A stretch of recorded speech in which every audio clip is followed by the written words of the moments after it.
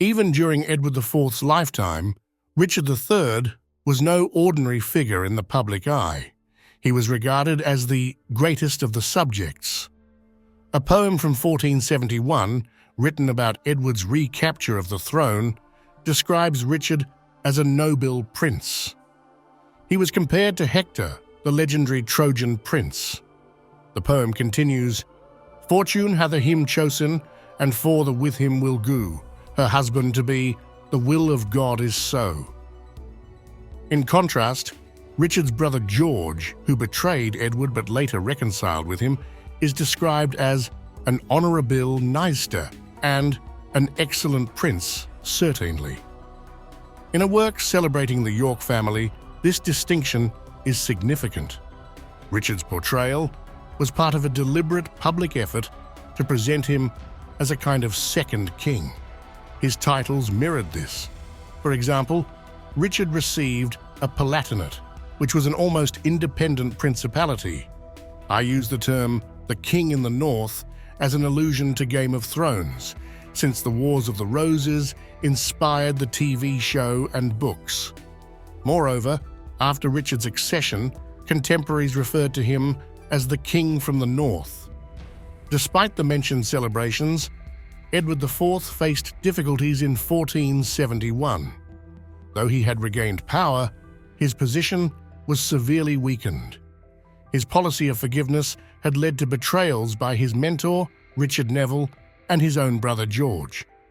His wife had to give birth to their first son in the sanctuary of Westminster Abbey.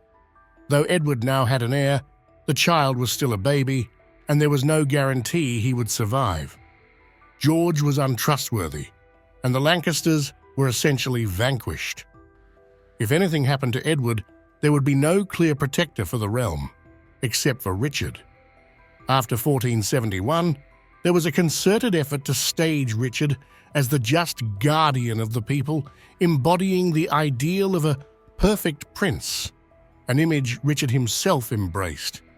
Often these portrayals were rooted in truth, but they were interpreted to elevate Richard into a larger-than-life figure of virtue. Richard continued this self-stylization in his own rule. One notable quote, passed on by Nicholas von Poplau, reflects Richard's ambitions in the context of the Crusades, which were highly regarded at the time. "I would like my kingdom and land to lie where the land and kingdom of the King of Hungary lies, on the Turkish frontier itself.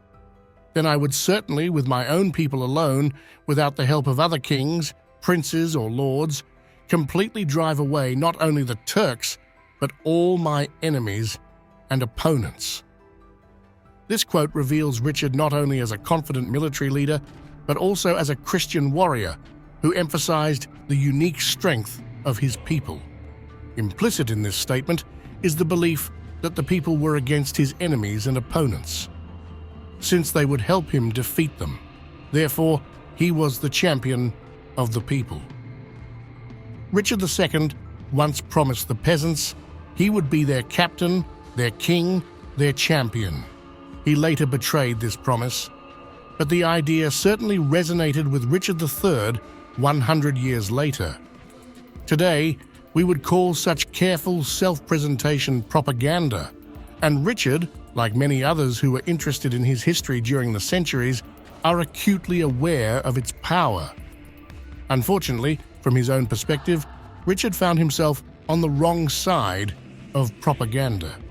Tudor historians and politicians distorted his image, portraying him as a deformed monster born with hair and teeth and supposedly spending 2 years in the womb. One of the most absurd accusations against Richard is this last point. Not only is this biologically impossible, but it also implies that he shared the womb with his brother Thomas and remained in the womb after his brother was born. A fantastical claim. Richard was depicted as the Antichrist incarnate. I became fascinated by why Tudor propaganda went to such extremes to vilify Richard. The Tudors already had enough to discredit him. In their time, Richard was viewed as the murderer of the princes in the Tower. Even by Tudor standards, This alleged crime of infanticide and regicide was enough to make him the ultimate villain. Why, then, were such exaggerations so widespread? For a long time, I believed it was to make Richard's evil tangible and comprehensible, thereby contrasting him with Henry VII, who could be framed as a good king and saviour. By defeating Richard, Henry's rule gained a unique legitimacy, as if he had vanquished the Antichrist himself. While this was partly true, there were indications that something more was at play. Tudor propaganda and public documents hint that it wasn't just about demonizing Richard, but also about replacing one propaganda set with another. For example, chronicler Edward Hall, whose work inspired Shakespeare's Richard III, acknowledged that Richard more loved, more esteemed and regarded the northern men than any subjects within his realm, and in return, they entirely loved and highly favoured him. In York, Richard was remembered as the most famous prince of blessed memory, who was piteously slain and murdered to the great heaviness of this city. According to historian Polydore Virgil, York cherished the name of Richard. A 1489 rebellion against Henry VII was even attributed to the strength of Richard's legacy.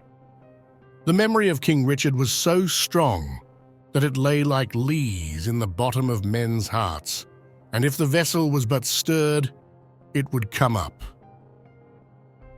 How do these positive memories of Richard fit with the dark characterizations propagated by the Tudors? The more I considered this question, the clearer it became that the goal wasn't simply to demonize Richard, but to replace his existing positive image with a new narrative. In many cases, this strategy succeeded, but we can still see traces of both perspectives today. I have used the term propaganda several times, almost as a matter of course. However, it's important to note that this concept did not exist in its modern form during the Middle Ages. The word first appeared in a papal document in 1622, in the context of the Counter-Reformation. Today, thanks to the events of the 20th and 21st centuries, we almost automatically associate propaganda with falsehoods. In reality, though, propaganda is not necessarily synonymous with untruth. The term is derived from the Latin verb propagare, which simply means to spread or to extend. It refers to the dissemination of specific information to control communication and shaping public perception according to the desired narrative. In the 20th century, there were several attempts to define propaganda more precisely. Edward Bernays, one of the fathers of modern propaganda theory, offered this definition. Propaganda is the coherent, sustained effort to create or shape events to influence the public's relationships with a company, idea, or group. This definition received criticism, as propaganda doesn't always have to be coherent. Take Tudor propaganda as an example. The acknowledgement that Richard III was admired by some does not align with the monstrous image that was often presented. Therefore, I prefer the definition offered by the American political scientist Harold D. Lasswell. Propaganda, in the broadest sense, is the technique of influencing people's actions by manipulating representations. These representations may be spoken, written, pictorial, or musical. This focus on the manipulation of presentation allows room for the staged events we've discussed. Importantly, propaganda doesn't have to be untrue. It can shape perceptions by framing facts in a particular way, whether they are true or not. To illustrate, let's return to the contrast between Tudor and York propaganda. The Tudor narrative spread the fact that Richard III seized the crown and overthrew his nephew, Edward V. But it shaped this fact to portray Richard as acting out of selfish, malicious intent. On the other hand, Richard's own propaganda surrounded his claim to the crown with speeches and declarations, casting doubt on the princess's legitimacy. He aimed to present himself as ensuring that the rightful king would ascend to the throne. Neither version is necessarily false. Both could, in fact, be true. No one can know Richard's inner motivations. Perhaps he was driven by ambition, or maybe he genuinely believed he had a rightful claim. As I've mentioned in another video, Richard's propaganda shifted within the first 6 months. His claim to the crown became framed as a response to a state of emergency, with the kingdom needing to be saved. This brings me to an important point. When discussing York propaganda, especially its portrayal of Richard as the perfect prince or substitute king, this doesn't mean the underlying points are entirely fabricated. It simply means that Edward IV and Richard III both had vested interests in making sure these ideas were widely accepted, helping to stabilize their family's rule. Of course, York propaganda wasn't free from deception. For instance, the claim that Henry VI died of melancholy in the Tower was certainly a creative fabrication. One of Richard's most celebrated qualities during Edward IV's reign was his military prowess. The poem I referenced earlier gives a first glimpse of this. Richard's statements regarding the Turks, as well as his other enemies, also reflect this martial skill. Numerous other examples exist. In 1482, Edward wrote to Pope Sixtus concerning the war with Scotland, "Thank God, the giver of all good gifts, for the support received from our most loving brother, whose success is so proven that he alone would suffice to chastise the whole kingdom of Scotland. This year we appointed our very dear brother Richard, Duke of Gloucester, to command the same army which we ourselves intended to have led last year had not adverse turmoil hindered us." The noble band of victors, however, spared the supplicant and prostrate citizens, the churches, and not only the widows, orphans, and minors, but all persons found there unarmed. Here we see not only that Richard could single-handedly conquer Scotland, but also that he was a righteous commander, protecting civilians and churches alike. He was loyal to Edward, yet not blindly so. During the 1475 French campaign, Richard reportedly disagreed with the peace treaty, wanting instead to fight and win. That the Yorkists allowed this information to become public was likely to showcase Richard's courage and his ability to question authority while remaining loyal. At the Battle of Bosworth, Richard fought with such bravery that even his enemies recognized it. They also offered him rare praise for the competence of his Scottish campaign. The message was clear. Richard was a brave warrior, one the people could rely on in times of crisis. His presence on the volatile northern border with Scotland was intended to reassure the realm. In late medieval England, no career could flourish without a demonstration of personal piety. We have already discussed Richard's interest in the Crusades, but his public display of faith extended much further. He owned 11 books, 4 of which were religious in nature. He also founded 10 chantries and collegiate institutions, including his most famous foundation at Middleham. This college was established for both the spiritual welfare of the royal family and the education of local clergy. Raised by his devout mother Cecily, Richard regularly attended Mass and made time for God. He even had an English translation of the New Testament, which has sparked speculation. However, the text was not heretical, and even his supporters acknowledged that Richard may have struggled with Latin, which could explain his preference for an English translation. More significant are the quotes showing that Richard believed he was divinely chosen for his responsibilities. A few years before becoming king, he said that he was nakedly born into this wretched world, destitute of all possessions, goods, and inheritance, and that it was God's infinite goodness that had granted him his great possessions and gifts. Such statements had a profound impact. Who wouldn't want to support a man favored by God? After all, divine favor wasn't granted without reason. This religious factor may explain why Richard's body was treated so disrespectfully after his death at Bosworth, paraded naked on horseback and mutilated. This gruesome display signaled that God had turned against him and condoned his punishment. Richard's first official act as king was highly symbolic. He summoned his judges and demanded that they administer justice without delay or favoritism.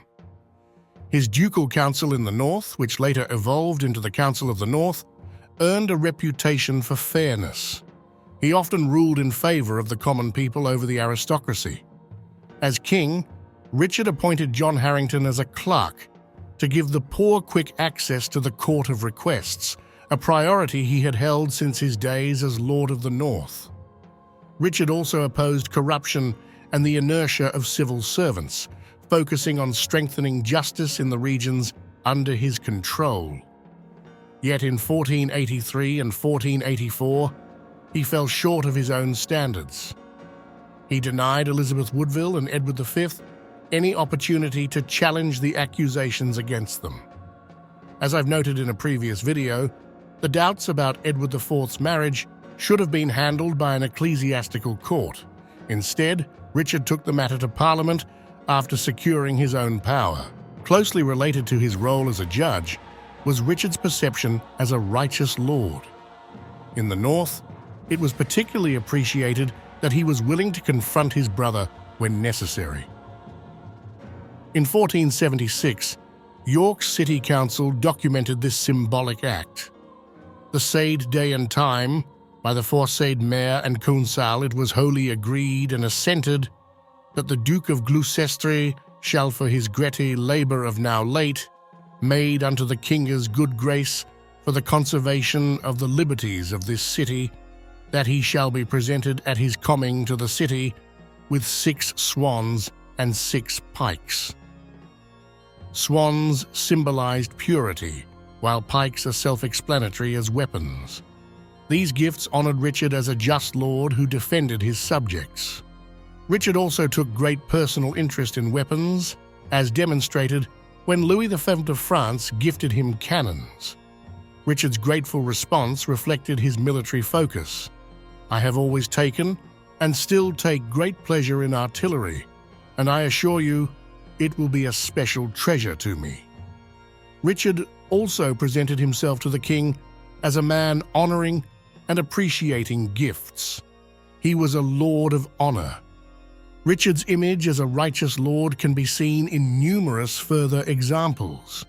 For instance, Sir John Pilkington wrote in his will that his son should go to Richard for help, demonstrating the trust his subjects placed in him. We can see a positive result of the propagandistic efforts. It's much easier to transport an image if the people know many examples which confirm the image. As mentioned, Tudor propaganda has had long-lasting repercussions, but Yorkist propaganda has also left its mark. For example, Sir Francis Bacon's remark, in itself a result of the Yorkist propaganda, is still quoted today. We have no difficulty in pronouncing Richard's Parliament the most meritorious National Assembly for protecting the liberty of the subject and putting down abuses in the administration of justice that had sat in England since the reign of Henry III. Books and television series, such as those by Philippa Gregory, have romanticized Richard. His loyalty to his brother has been exaggerated to the point where he is depicted hurrying to Edward's deathbed, which he famously didn't do. In 2015, tens of thousands attended Richard's reburial in Leicester, showing that the image of a just and good King Richard is still widespread, even beyond Ricardians. The Ricardians, who have played a key role in correcting the historical narrative, have ensured that the sources supporting a more balanced view of Richard are considered. Almost all primary source quotes in this video are from Ricardian publications because only they did the valuable work to publish them. However, their presentation often lacks critical reflection. Richard III remains a deeply controversial king because 2 powerful opposing propaganda efforts were at play. The key issue that might determine which narrative is more accurate is the question of whether he ordered the murder of the princes in the tower. If he had the princes killed in the tower, he would not have been a good king. This would be inexcusable. But of course, here of all places, we are faced with one of the greatest mysteries in history. We can't forget this when we are confronted with the work of today's defenders and accusers of Richards who deal with the princes. There is always an agenda that has been shaped by the various propaganda efforts. Richard's ardent supporters will never admit to the murder. His accusers will never accept that he could be innocent. Thanks for watching. Please like and subscribe to help my channel.